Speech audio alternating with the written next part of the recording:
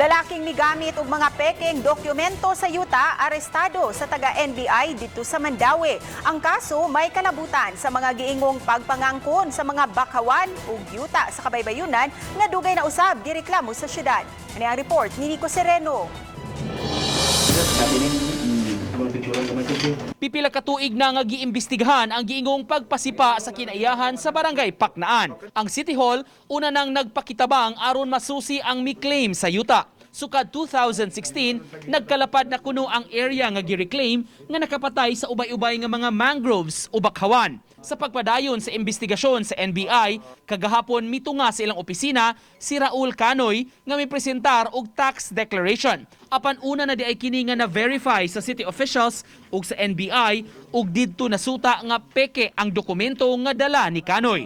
Mao nga gidakop siya tungod sa kalapasan sa revised penal code. Nag-apply sila og revision sa tax declaration but it was denied by the city government because there were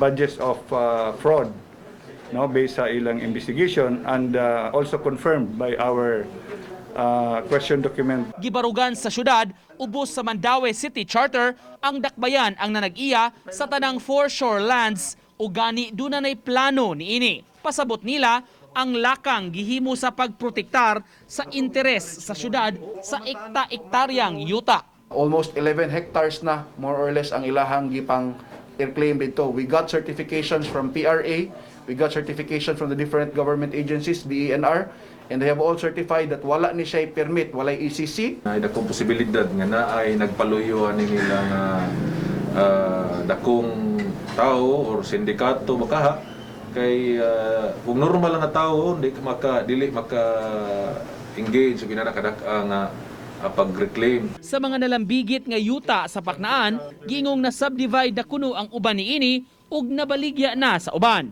Mao nga awhag sa NBI sa mga posibleng nakapalit mupakita sa ilang opisina.